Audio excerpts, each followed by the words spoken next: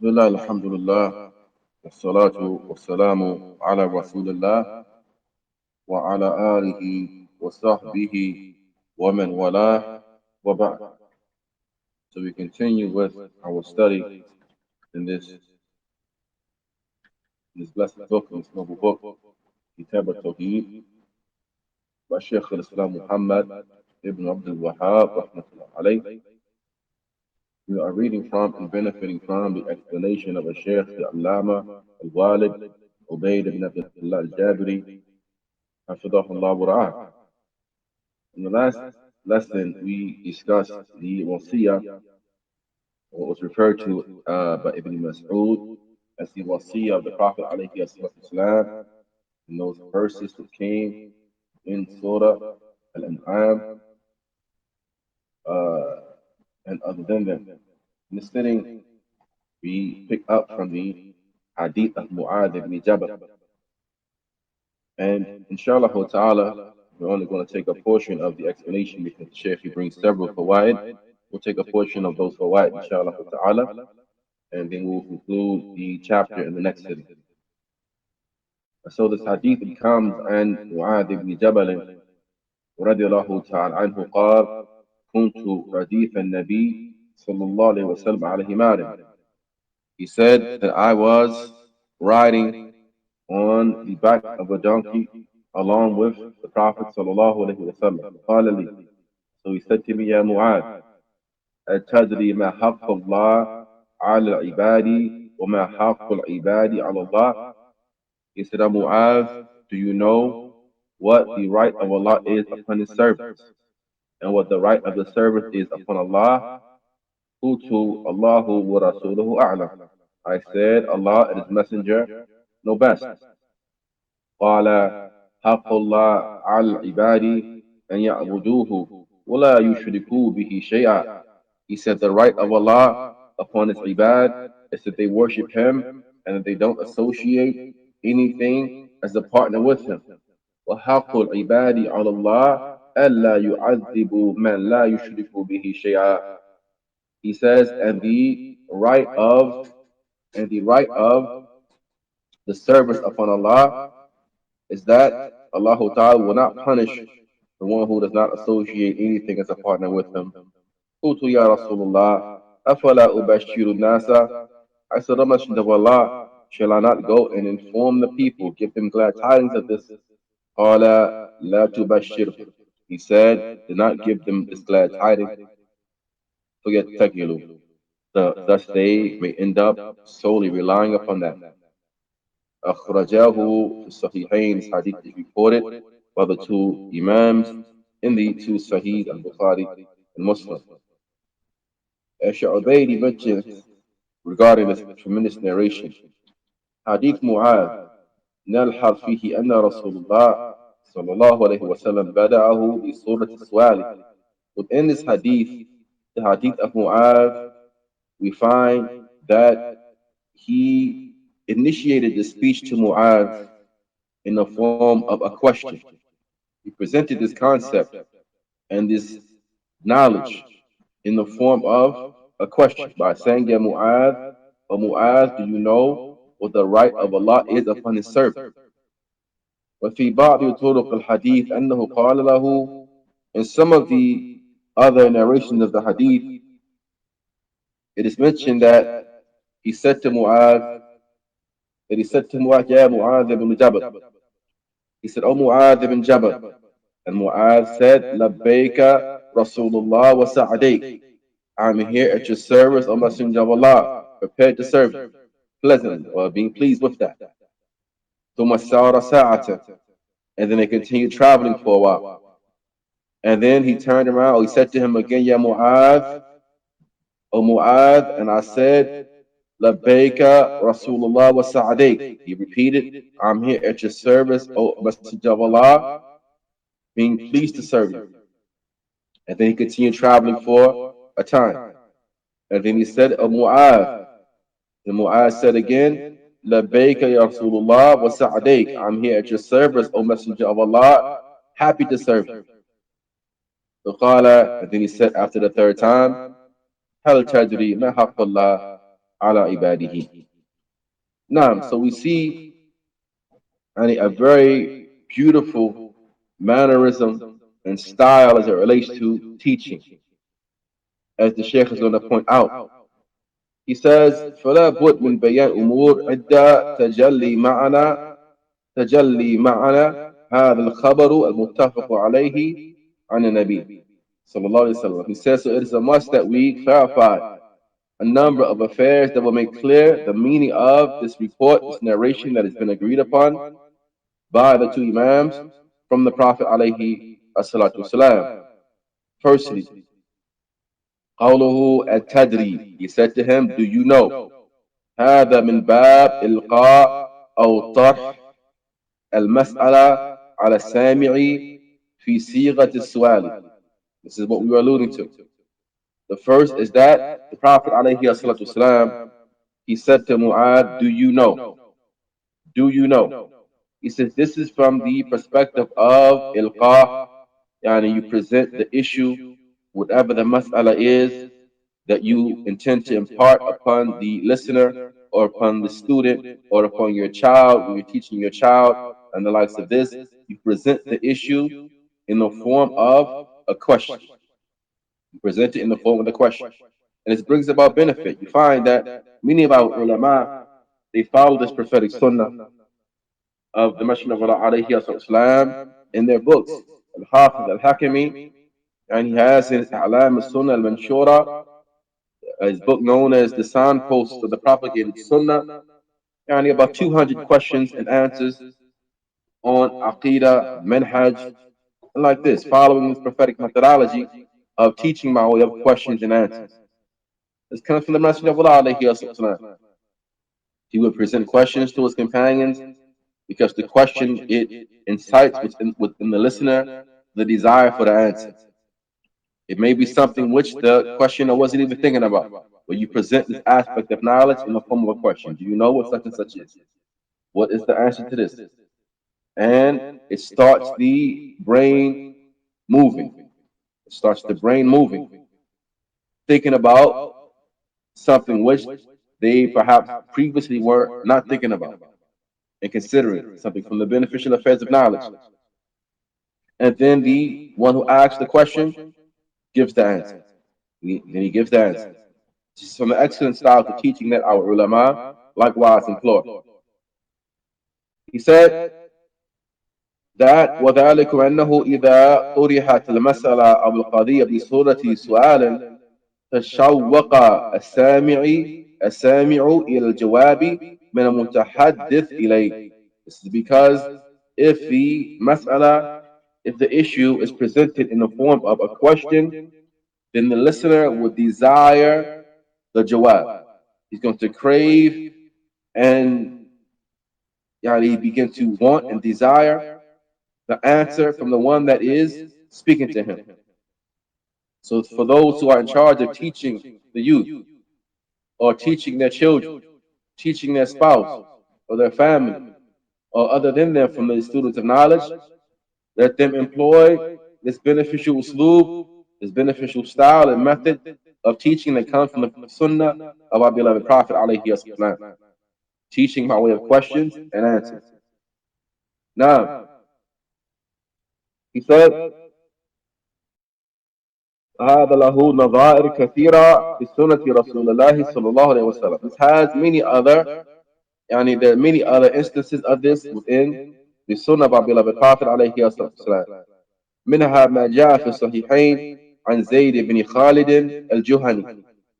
From them is that which came in the two sahihs on the authority of Zayd ibn Khalid al-Juhani, that he said, صلى لنا رسول الله صلى الله عليه وسلم صلاة الصبح بالحديبية على إثر سماء.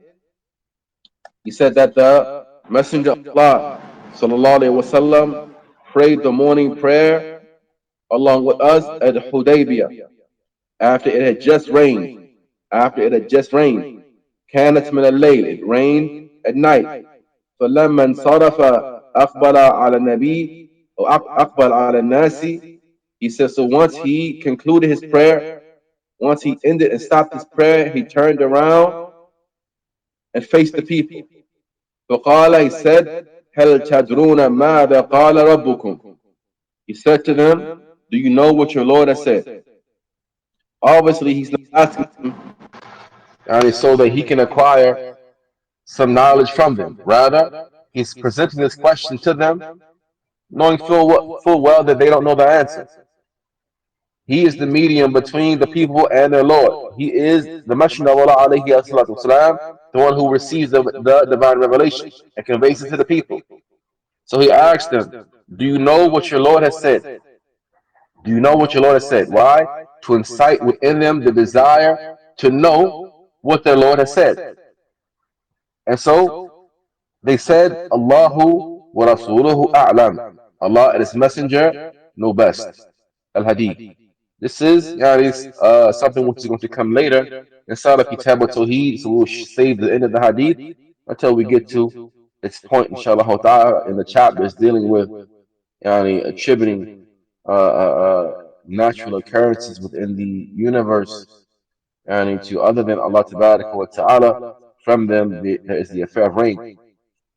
At any rate, والمقصود أنه من أساليب التربية what is intended is that it is from the methods of and the styles of cultivating and husn al-ta'aleem and the excellent teaching styles and preparing the student for the receiving of knowledge, that the teacher presents the qadiyah, he presents the issue, or he presents whatever mas'ala he's trying to present to them, whether it is affairs of fiqh, it is in the affairs of aqidah, it is in the affairs of seerah, that he presented to them in the form of a question. He presented to them in the form of a question. And then he gives the answer. وهذا دليل على أن شرع محمد صلى الله عليه وسلم سبق أساليب التربية الحديثة بمئات السنين. And it's likewise proves that the legislation of Muhammad sallallahu alaihi wasallam, it predates the modern day styles and methods of cultivation and teaching by hundreds of years. He's hundreds of years ahead of them. Now you find that in school, particularly schools here in the West, they have what pop quizzes. They give the students pop quizzes every now and again. That's what they call a pop quiz. Like all of a sudden, you come to school one day, you weren't expecting to have a test. The teacher starts passing out something. It's a pop quiz. It's unexpected questioning regarding the student's understanding of what has preceded from knowledge. Now, the student of the Messenger of Allah predates all of this. He would often ask his students, the Sahaba, questions by way of which he imparts knowledge upon them. ثانيا, secondly, what we find in the Hadith of Mu'adh is that he said, Allahu wa Rasuluhu a'lam. Allah and His Messenger know best. Allah and His Messenger know best. He says that هذا من باب تفويض العلم إلى عالمه. This is from the perspective of relegating the knowledge to the one who has it. Relegating the knowledge to the one who possesses that knowledge. Now, meaning Allah and His Messenger. Someone asks you something that you are unaware of, then you relegate the knowledge of that thing to the one who possesses it. Allah knows best. Allah knows best. Or Allah and His Messenger, as they would say during the time of the Messenger of Allah, والسلام, know best. Now, he said that فإنه من الأدب أن المسؤول إذا سئل عما لا يعلم فوض العلم إلى عالمه. He said, and so this is from adab. It is from good manners and good characteristics and qualities that the one who was asked a question, if he is asked a question about that which he doesn't know, he should relegate that knowledge to the one who possesses it. وما سأل عنه النبي صلى الله عليه وسلم معاذا لا علم له به. And that which the Prophet عليه الصلاة والسلام asked to Mu'adh, Mu'adh had no knowledge of. Mu'adh had no knowledge of. He says, وَلِهَذَا قَالَ, due to this Mu'az said, Allah and His Messenger know best. أو قال أو كان يعلم لكنه لا يدري ماذا يقول نبيه. Or perhaps he did know the answer, but he didn't know what the Prophet ﷺ was going to say. He didn't know what the Prophet ﷺ was going to say. Now, وهنا سؤال: من سئل عن شيء فهل يسوغ له أن يجيب بمثل ما أجاب به معاذ رضي الله عنه? He said, whoever asks a question, there is a suitable for him to respond with that which Mu'adh responded with. Al Jawab, the response, and here we find Shaykh Ubaid himself employing that particular style. He presents the question, then he gives the Jawab. Right? He presents the question and gives the Jawab. And al-mas'ul anhu hina idhan ala darbain. He said that when a person is asked a question, he's going to be from one of two categories. The first of them, he's asked a question that is dunyawi. He's asked a question about some of the affairs of the dunya. He says, مثل أن يسأل هل تسافر. For example, he is asked, are you traveling? Are you traveling? Or he is asked, for example, and does so-and-so live close to you? Or he is asked, for example, should so-and-so be put forward to a particular position or job? فالجواب في هذه الحال أنه يقول الله أعلم. He said, in this case, he should say Allahu A'lam. Allah knows best. Allah knows best. Are you traveling tomorrow? Allah knows best. I intend to travel, but I'm not sure. All right? Does so and so live close to you? I don't know exactly where he lives at. Allahu A'lam. All right? Or should I put so and so forward for a particular job or position? Allahu A'lam. I don't know him that well to be able to answer that question in an honest manner. Allahu A'lam. Right? He says, the jawab in these instances is that you say Allah A'lam. He says, وَلَا يُشْرَكِ النَّبِي صلى الله عليه وسلم, and not mention the Prophet عليه السلام in this instance. لأن هذا من الأمور الدنيوية التي لا يعلمها إلا الله. This is from those affairs that are dunyawi that none knows except Allah تبارك وتعالى. من وجه آخر السائل هنا غير النبي صلى الله عليه وسلم. And from another standpoint, the person who's asking the question here is not the Prophet. He's not the Prophet. He said, فمحمد عليه الصلاة والسلام غير موجود حال السؤال. So the Prophet Muhammad عليه الصلاة والسلام is not present at the time in which this current question is being asked. الضرب الثاني ما كان أمرا دينيا. He says, and the second perspective is that question that is asked that is a religious question. It is a religious question. فمن قال في هذه الحال الله ورسوله أعلم فله وجه. So in this instance, whoever were to respond by saying Allah and His Messenger know best, he has some leeway that it is conceivable for a person in this instance to say that. Now, لأن علم الشرع موكول إلى الله وإلى رسوله صلى الله عليه وسلم, because the knowledge of the legislative knowledge is something which is entrusted to Allah and His Messenger عليه الصلاة. لكن الصواب سد الباب فلا يقول الله ورسوله أعلم. He said, but that which is correct is something which you find that many of the ulama have spoken about, is that you shut that door, and you don't say Allah and His Messenger know best. لأن محمدا صلى الله عليه وسلم غير موجود, because Muhammad عليه السلام is not present. He passed away عليه السلام.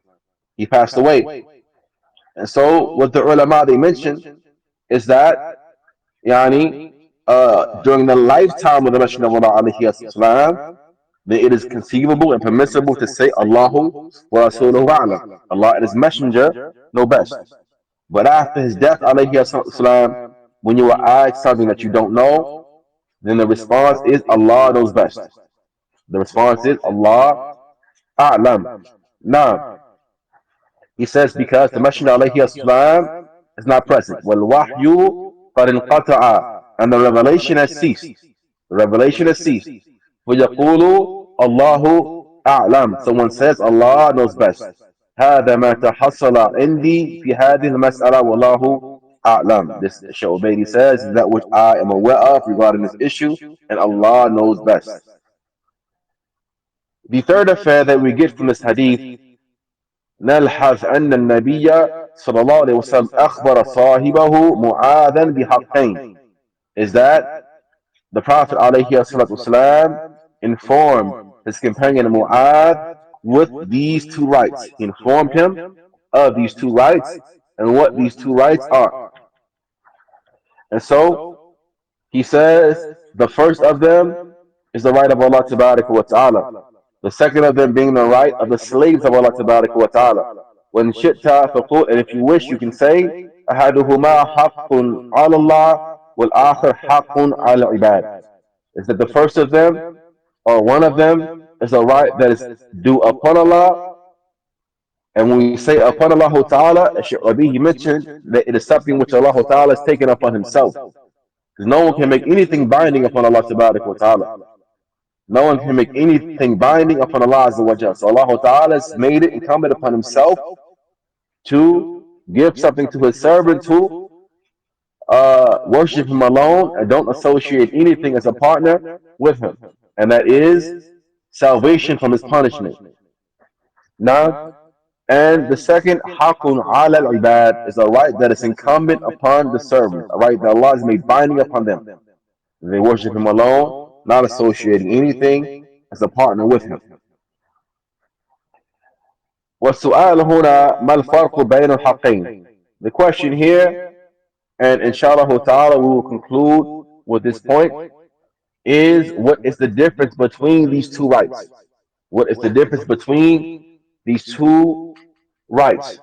Shaykh Ubaid says, أقول, I say, حق الله على العباد فرض واجب, is that the right of Allah upon his servants is fardun wajib. It is an obligatory and binding right.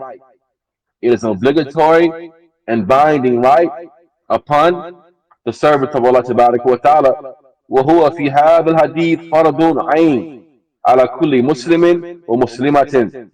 And as we see within this narration, that it is an individual obligation upon every Muslim male, every Muslim female. Every Muslim must adhere to this right. Every servant, generally speaking, Muslim, non-Muslim. But the Muslims yield and submit. This is the difference. We yield and submit to that incumbent right that is upon us towards our Lord. We are aware of it. We yield to it. We submit to it happily. We worship Allah Ta'ala alone and don't associate anything as a partner with him. As for the kuffar, then of course this right is upon them as well, but they disobey and they don't render the right to whom it is due. He says that now لأنه صلى الله عليه وسلم أخبر أن حق الله على عباده أن يعبدوه ولا يشركوا به شيئا, because the Messenger of Allah has informed عليه السلام the right of Allah upon his servant is that they worship him alone and don't associate anything as a partner with him. وَهَذَا فَرَضٌ عَيْنِي. This is something which is an individual obligation. We know the difference between something being fardun ayn and fardun kifaya. Something that is fardun ayn, it is obligatory upon each and every individual. They must discharge that obligation. Something that is fardun kifaya, it's a communal obligation, such that if some of the people in a particular locale or place were to establish that obligation, it will remove the obligation from the rest of the people. But if nobody in a particular locale were to establish that obligation, then everybody in that instance is sinful. Everybody in that locale, that place, or what have you, is sinful. But this affair is an obligation that is an individual obligation, meaning everyone is responsible for this.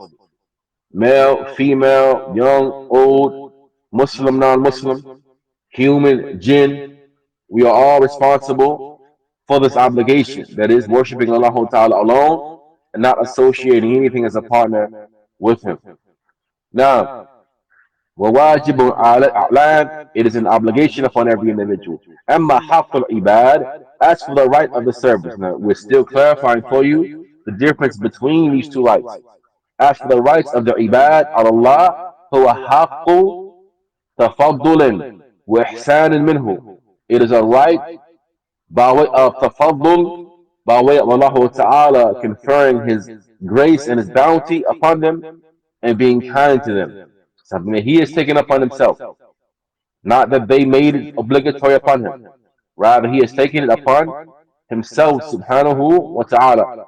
لأن الله سبحانه وتعالى لا يجب عليه شيء لأحد. Because Allah Ta'ala, yani there's nothing that is binding upon him towards anyone. He doesn't have to do anything for anyone. نعم, لكن هو عز وجل من سعة فضله إنعاما على عباده أوجب على نفسه ما وعد به عباده. However, Allah Tabarak wa Ta'ala, from the vastness of His bounty and His blessings upon His servants, He has obligated this affair upon Himself. He has obligated upon Himself that which He has promised His servants. فَنَقُولُ هُوَ حَقُّ تَفَضُّلٍ وَإِحْسَانٍ. So therefore we say it is a right by way of tafaddul, meaning by way of Allah Ta'ala conferring a favor and a blessing and kindness and goodness towards His servants. وهذا عند أهل السنة والجماعة. This is the affair according to أهل السنة والجماعة. أما المعتزلة القائلون بأنه يجب على الله فعل الأصل فعل الأصلح. As for the statement of the Mu'tazila, those who say that it is obligatory upon Allah Ta'ala to do that which is most beneficial to His servants, and He is bound to do that which is aslah, that which is most suitable and most beneficial. Now, فهم يخالفون أهل السنة والجماعة في هذا الباب. They have opposed the people of Sunnah in this regard. ونحن نسأل الله أن يثبتنا على السنة, and we ask Allah Ta'ala to keep us firm upon the Sunnah. ولا نقول إلا بما جاءت به النصوص من الكتاب والسنة, and that we do not say anything except that which has come in the text of the book and the Sunnah, أو أجمع عليه الأئمة, or that which the Imams are united upon. ولا نجاوز ذلك ذات اليمين, and we don't deviate from that neither to the right, ولا ذات الشمال أبدا, nor to the left at all whatsoever.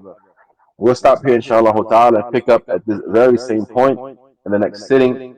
We're going to pick up from the fourth affair that is found within this narration. Allah Ta'ala knows best. هذا وصلى الله وسلم وبارك على نبينا محمد وعلى آله وصحبه أجمعين. آخر دعوانا أن الحمد لله رب العالمين. Jazakumullah khairan, ya Ustad, for the benefits. May Allah subhanahu wa ta'ala reward you with goodness and preserve you upon khair. There were some few questions that came through. If I could read them out. Barakallahu fikum. The question says, Assalamu alaikum wa rahmatullahi wa barakatuh. Must Surah Al-Fatiha be recited with the Imam in Fard Salah, or should we listen attentively to the Imam without reciting after the Imam? Jazakumullahu khairan. Wa alaykum assalam wa rahmatullahi wa barakatuh. In relation to this question, there is a well-known difference of opinion between the scholars as it relates to this. Some of the scholars hold that the command to recite Al-Fatiha in the prayer behind the Imam has been abrogated. They hold that it has been abrogated. From these scholars who hold the viewpoint of Shaykh Ibn Taymiyyah, likewise the great Imam, the Muhaddith, Imam Al-Albani, rahmatullah alayh. However, others amongst them hold that the Fatiha, it must be recited for the Imam, for the follower, and for the lone worshipper. For everyone in prayer, they must recite the Imam, recite Al-Fatiha. It's based upon the narration in which the Messenger of Allah sallallahu alaihi wasallam said, "Perhaps you recite behind your Imam." And the companions, they said, "Yes, we do so." He said, "La taf'al, don't do so, illa bi fatihatul kitab, fala salata liman lam yaqra biha." He said, "Don't do that except with the opening chapter of the book, for there's no prayer for the one who has not recited it." So Sheikh Muhammad ibn Salih al-Uthaymeen, rahmatullah alayh, he said concerning those who rely upon the statement of Allah Tabaraka wa Ta'ala, in which he said, when the Quran is recited, listen and be silent. He said that that viewpoint would be strong were it not for this hadith. He said that viewpoint would be strong were it not for this hadith. So, what is correct, wallahu ta'ala a'lam, is that the Fatiha, it should be recited in the prayer by the lone worshipper, by the Imam, and likewise by the followers. In relation to when should the follower recite Al Fatiha, should he recite it along with his Imam, or should he recite it while the Imam is reciting uh, the uh, the surah after Al Fatiha? Then I am aware of two fatwas from Sheikh Muhammad ibn Salih al Uthaymeen in this regard, and one fatwa from Sheikh Ahmed al Najmi.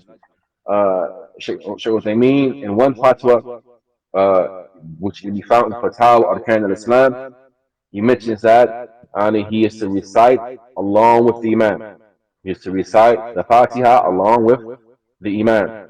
In another fatwa, Sheikh Uthaymeen, he mentions, however, that he can recite Al Fatiha while the Imam is reciting the additional surah after Al Fatiha, because Al Fatiha is the pillar of the prayer, whereas the recitation after Al Fatiha is Sunnah. And so it is better for him to listen to the pillar and then recite during the which is not a pillar. Allah Ta'ala knows best regarding this. It seems as though the Bab is wasi as it relates to this issue. However, he should not precede his Imam, and he should not precede his Imam and yani, be finished Al Fatiha before the Imam is finished Al Fatiha. Allah Ta'ala. This is when the follower can hear the recitation of the Imam. In the case where the Imam is silent, for example, the last two rak'ah of Isha, for example, or the last rak'ah of Maghrib, and in this affair, it's easy, right? You can recite Al Fatiha alongside the Imam as he's not reciting. But wherein you can hear the Imam reciting, it seems as though that the Bab is wasi'. You can recite either while the Imam is reciting or after he completes his recitation. Allah Ta'ala. A'lam. Jazakumullah khairan. The next question says, what advice would you give to a woman that finds it difficult to do ibadah with her co-wife? She would rather do the ibadah with outsiders, and she wakes only the husband for tahajjud, leaving the other wife. What would you advise regarding this?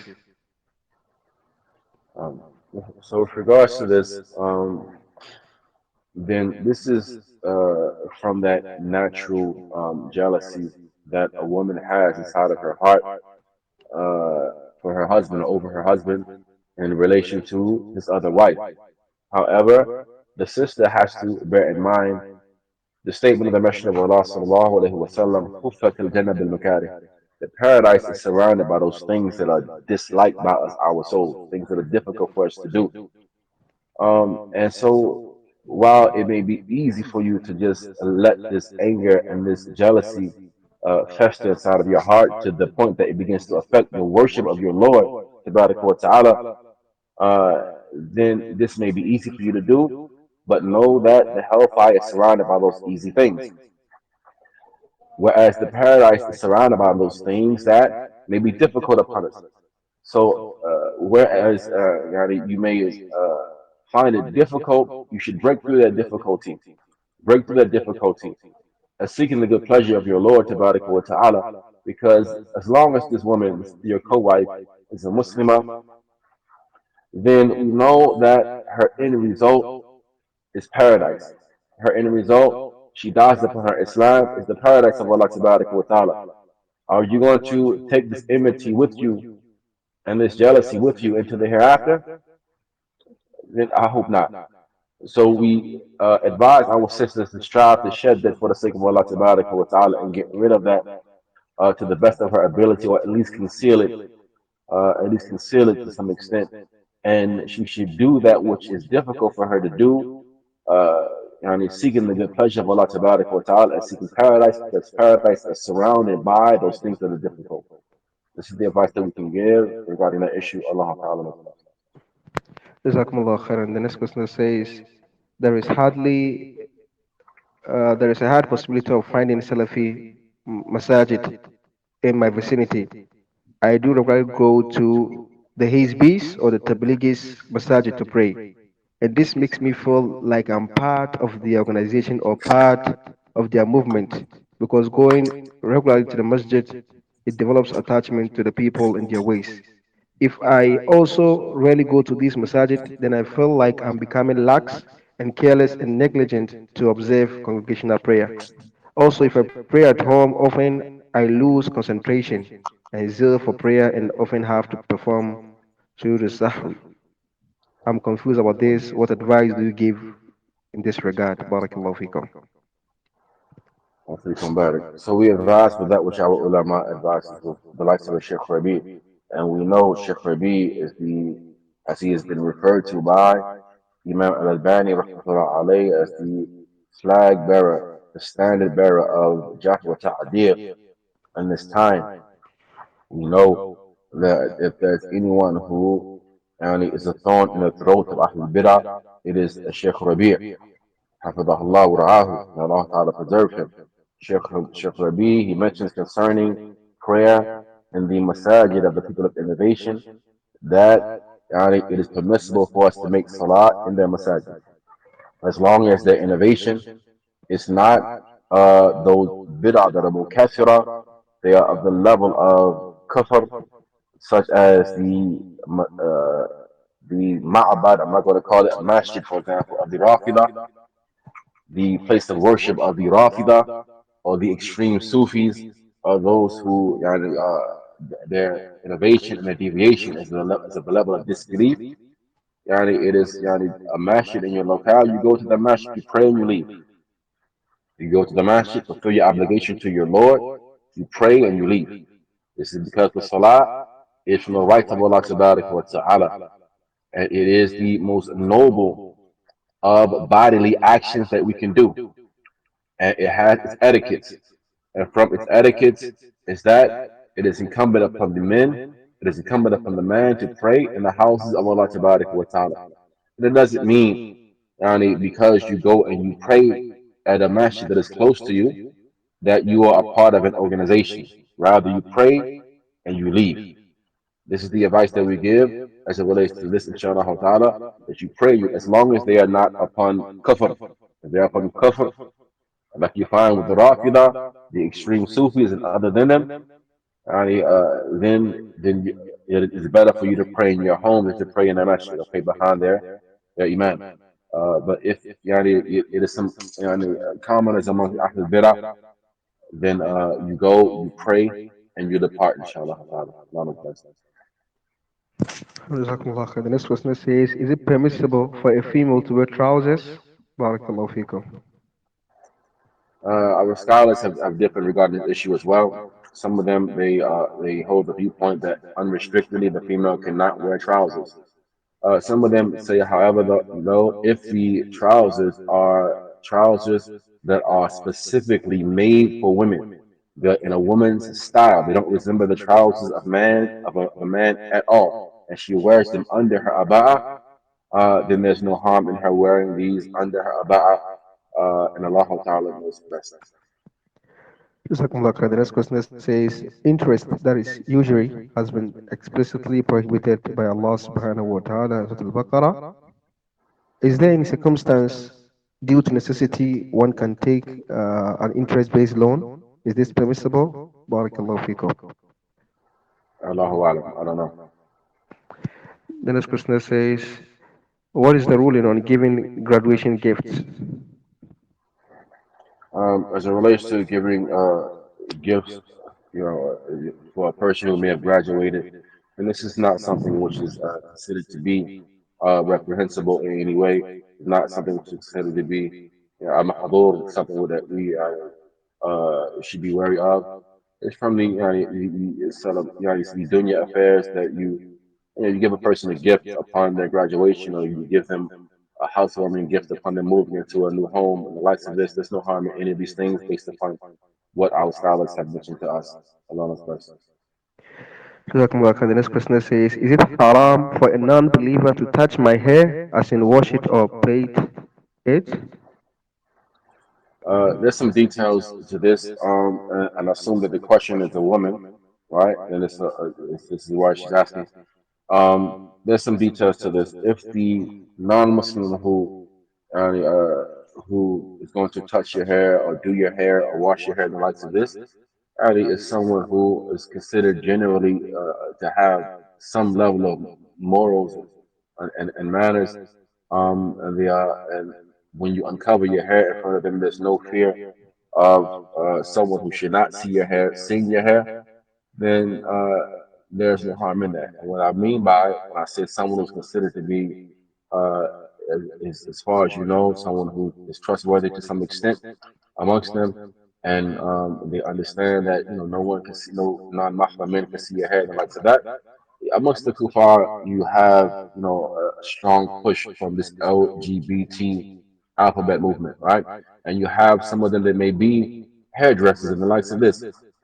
And so you may have a woman who she does the hair of other women, but she's into women. She's attracted to women and the likes of this. So as long as you're free of anything like this, and the only one that's going to see your hair is the one who is doing your hair, and she is trustworthy in some regard to some extent. There's no harm in her handling your hair or cutting your hair or doing your hair, as long as no one is going to see it that should not see it.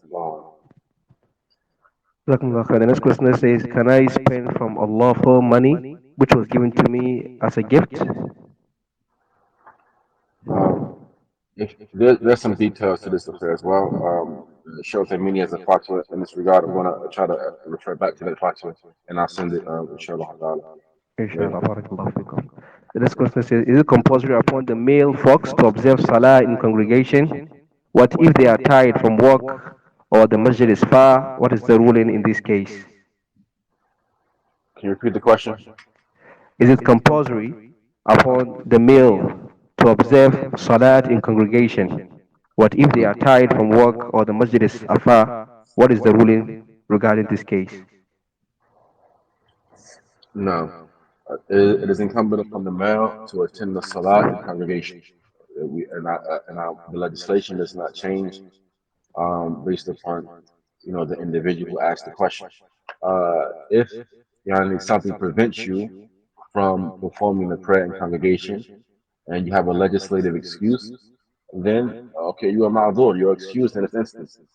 But the asl is that it is incumbent upon the Muslim male to attend the salah in jama'ah in the houses of Allah Tabaraka wa Ta'ala, unless he has a legislative excuse. And that legislative excuse, what would define it, is going to vary from person to person, from situation to situation. Allah knows best. The next question says, if I'm in an environment where music is being played, but I didn't pay attention to this, will I still have sin upon me?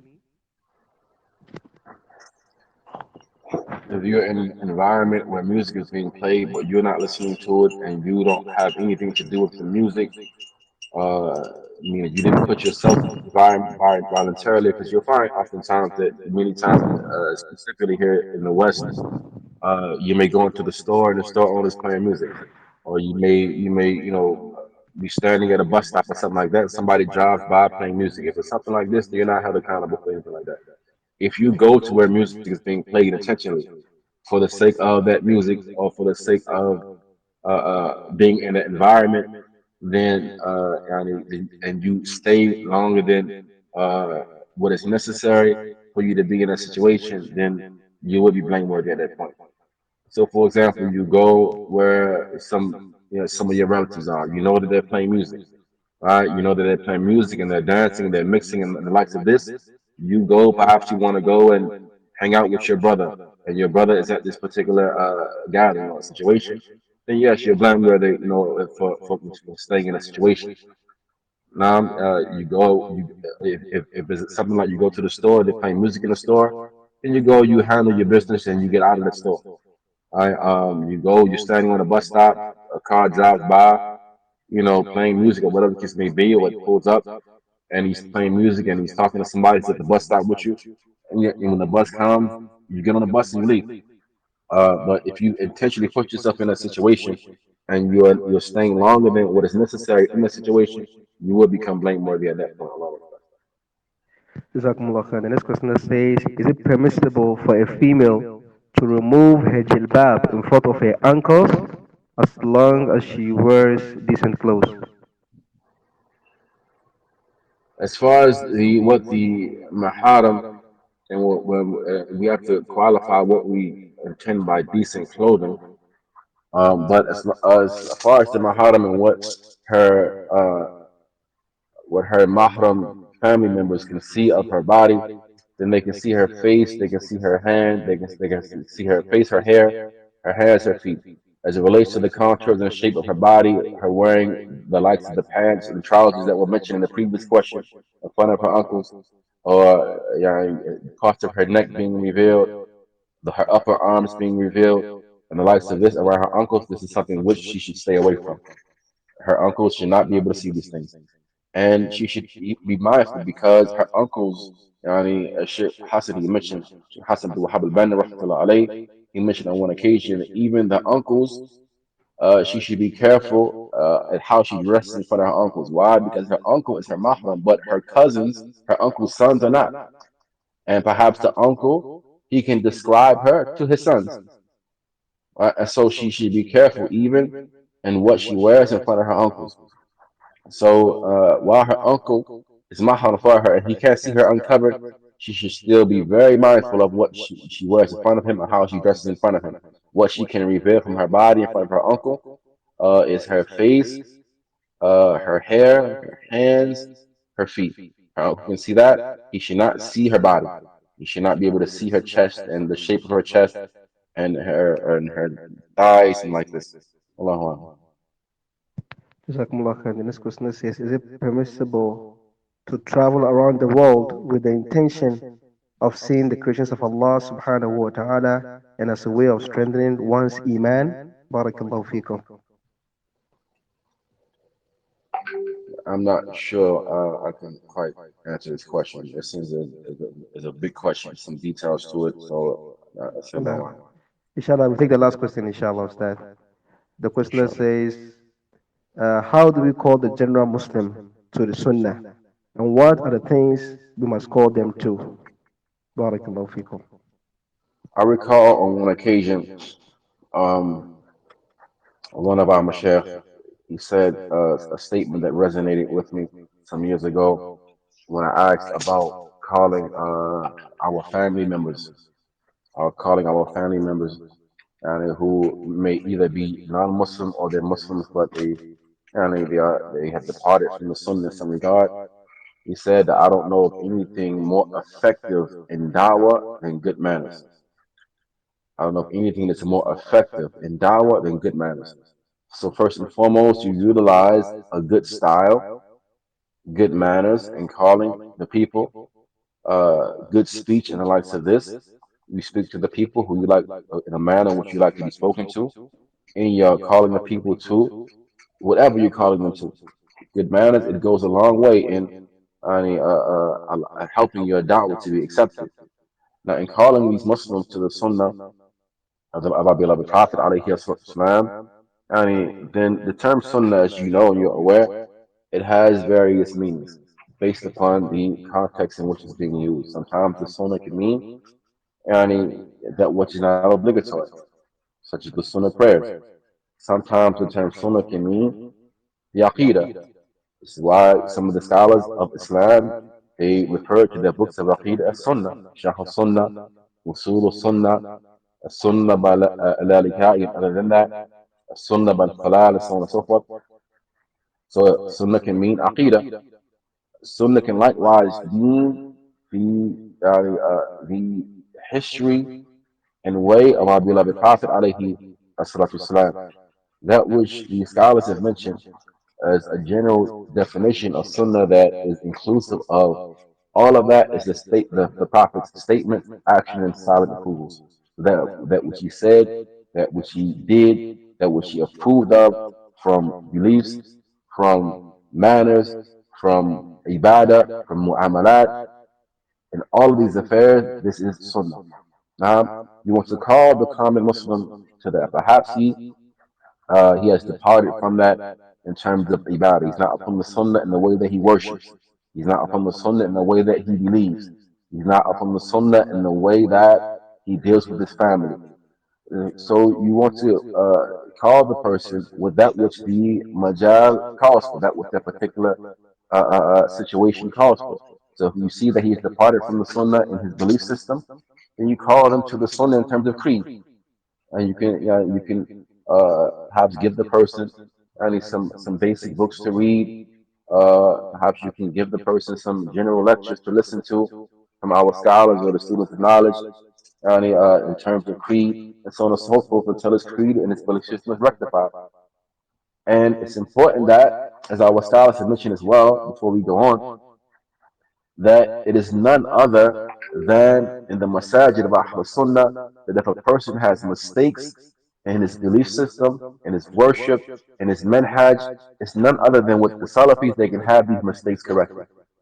People who have concern for them for the sake of Allah Ta'ala, who have manners in their dealings, and so on and so forth, and have a concern for their brothers, then it is none other than with Ahl Sunnah, with the Salafiyun, that they can have these mistakes corrected with good manners and a good style, inshallah ta'ala. So similarly, if a person has departed from the sunnah in the way that they deal with their family, so if they're rough, they're rigid in how they deal with their children, how they deal with their spouse, and so on and so forth, then you give them some examples, you give them advice with good manners and in a good style. You don't try to shame them, as there's a big difference between advising someone for the sake of Allah and shaming them. Ibn Rajab wrote a whole book on this issue, and he mentioned how that the reason why a book has to be written like this is that these two affairs rather, are closely connected to each other. Advising someone and shaming someone, they're closely connected to each other. Why? Because both affairs entail telling somebody something they don't want to hear about themselves.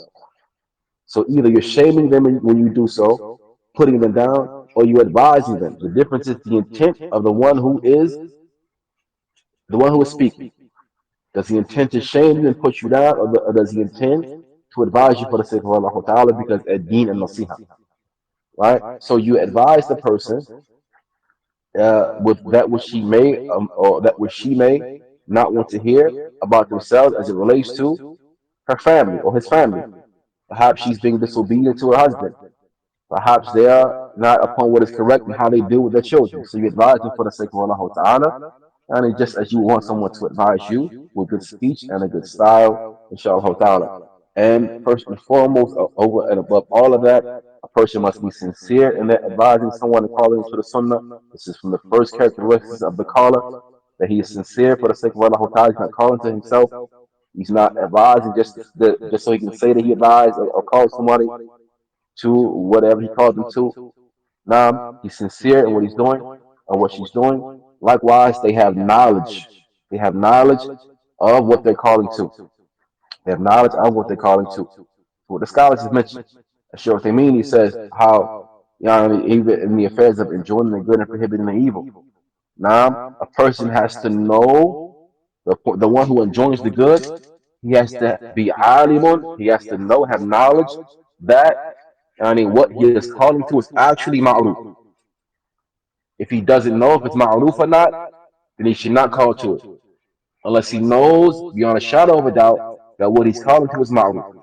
What he's enjoying is ma'ruf. And likewise, in terms of enjoying the good, he has to know that what the person that he's enjoying the good upon has abandoned that ma'ruf. He has left off that ma'ruf, so therefore he should be commanded with it. And as it relates to prohibiting the evil, then one must know beyond a shadow of a doubt that that thing that he is prohibiting is actually an evil. You have to know that it's actually munkar in order to prohibit it. And you have to know that the person that you are prohibiting from evil has actually fallen into that evil. It can't be by way of speculation, can't be by way of something that you feel is a munkar and so on and so forth. You have to know, you have to have ilm regarding the issue. And likewise, it should not lead the person to a bigger evil. So as it relates to enjoying the good, you have these two conditions. One, that you know that what you're enjoying is actually ma'ruf, not that you feel though it's a good idea and so on and so forth. You have to know that it is actually ma'ruf legislatively. Two, you have to know that the person that you're enjoining that ma'ruf upon has abandoned that ma'ruf. It's two conditions. With regards to prohibiting the evil, there are three conditions. One, you have to know that what you are prohibiting is actually munkar, not by way of what you feel, what you think, what you heard, right? You have to know, ilman, right, that it is munkar. Secondly, you know that the one that you're prohibiting from evil has fallen into that evil. It can't be a speculation or other than that. Thirdly, that you're prohibiting that person from a munkar should not lead to a bigger munkar. As long as it will not lead to a munkar that's bigger, then you prohibit that munkar. Okay, because if it will lead to a bigger munkar, then you don't prohibit him from the munkar that he's currently upon. Oh yeah. So as it relates to calling the commoner to the sunnah, it depends on what field you're dealing with. If you're dealing with the field of aqidah, you're dealing with the field of social interactions and dealings, such as business contracts and marital dealings and dealing with the children and so on and so forth. If you're dealing with ibadah, you call in accordance with your situation. If he departed from the sunnah in worship, you call him to the sunnah as it relates to how he worships his Lord. All right, perhaps he is doing something incorrect in his prayer. He's doing something incorrect in his fasting and so on and so forth. Then you inform them of what the sunnah is, in that regard. If it's dealing with aqidah and beliefs and manhaj, you call them to the sunnah as it relates to aqidah and manhaj. If it's dealing with interaction, then you deal with each field accordingly. Inshallah ta'ala. Allah knows best. Jazakumullah khairan. Indeed, we are really grateful for this benefit and gems. Alhamdulillah, really benefit from the class. May Allah subhanahu wa ta'ala grant you goodness, preserve you upon khair, save you from all evils, and make you a part of those who keep on calling unto righteousness. We say Jazakumullah khairan, Ustadh, for the time of your busy schedules. We say Jazakumullah khairan wa nafa'Allah bikum. To meet again next time, next month, with Allah. We say Jazakumullah khairan. Assalamu alaikum wa rahmatullahi wa barakatuh. Wa alaikum assalam wa rahmatullahi wa barakatuh.